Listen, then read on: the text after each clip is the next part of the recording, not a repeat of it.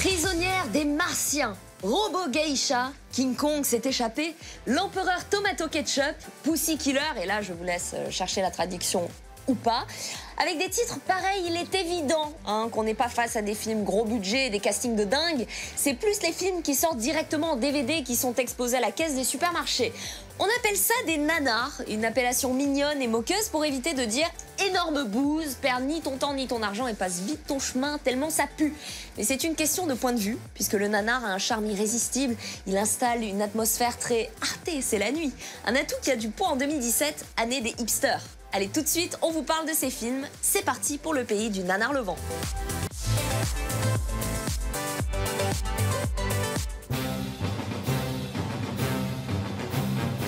Entre un nanar et un navet, il n'y a qu'un pas. Le navet est un mauvais film, point à la ligne.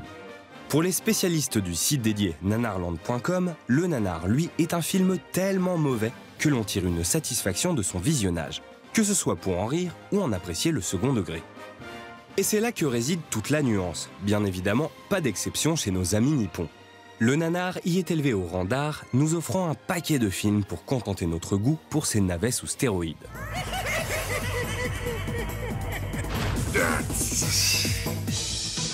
Si Le Pays du Soleil Levant est une référence en la matière, c'est que son histoire cinématographique est imprégnée de films de genre réalisés avec 3 bouts de scotch et du carton-pâte. Dès les années 60, les monstres y sont à l'honneur. Dans la figure de Godzilla, le symbole du kaiju eiga, autrement dit film de monstres, le cinéma bis trouve ses racines.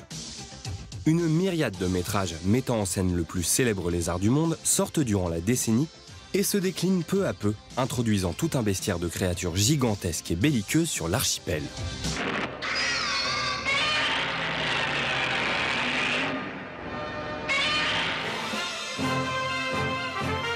En plus de Godzilla, des bestioles comme Gamera, sorte d'immenses tortues préhistoriques, ou Mothra, le papillon géant, apparaissent. Quand ces envahisseurs ne viennent pas des entrailles de la Terre, c'est l'espace qui nous les envoie. La science-fiction se fraye elle aussi un chemin sur les pellicules japonaises à grands coups de vaisseaux spatiaux mal faits et de costumes en nylon. De Attack from Space à Prisonnière des Martiens, la destruction du pays à cause d'un ennemi surnaturel résonne comme une bombe nucléaire dans les métrages japonais.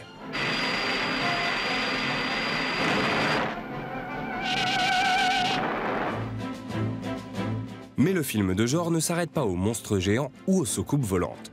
Dans la tradition du cinéma d'exploitation, on retrouve aussi une bonne dose d'hémoglobine, de l'érotisme, pas mal de kitsch et des combats pas toujours bien chorégraphiés. C'est à partir des années 70 que les producteurs cherchent à détourner les spectateurs de la télévision et à les faire revenir dans les salles obscures. Ils décident donc d'utiliser des arguments massus, investir dans le sexe et la violence. Quelques films fondateurs sortent à cette époque, préfigurant les nanars à venir, mais pas que.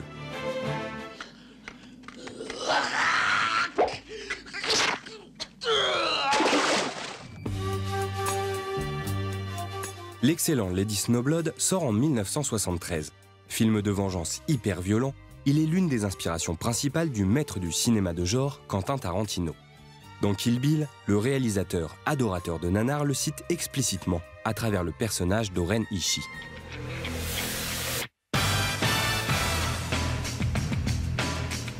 Suffisamment intégrés, les codes du genre n'ont eu qu'à fusionner avec la folie douce propre à une certaine production nippone. De l'esprit des cinéastes finissent par émerger Executive Koala ou Calamari Wrestler, dignes héritiers des monstres des années 60, revus à la sauce absurde. Mais on peut encore citer Tokyo Gore Police ou les reboots des adaptations de manga des années 80-90 comme Tokyo Girl Cop ou Kekko Kamen. Les figures féminines sont légion dans le monde du bis japonais, héritière du Pinku Eiga, le cinéma érotique des années 70.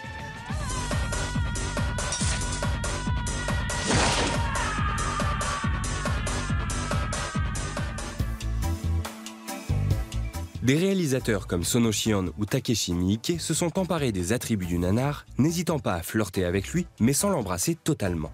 Quitte à y aller franco, c'est plutôt vers le travail du metteur en scène Nobuo Higuchi qu'il faut se tourner. Des sushi zombies qui attaquent les gens, une jeune femme aux bras mitraillettes ou des robots geishas meurtrières? Non, vous ne rêvez pas, il s'agit bien des pitchs de ces films. Rien ne semble effrayer Higuchi qui s'est érigé depuis quelques années en représentant officiel du nanar japonais. Il va volontiers vers la surenchère, mettant bien plus en avant le plaisir qu'il a à diriger ses films que la qualité scénaristique de ces derniers. Et qu'à cela ne tienne, parce qu'au final, on s'amuse avec lui.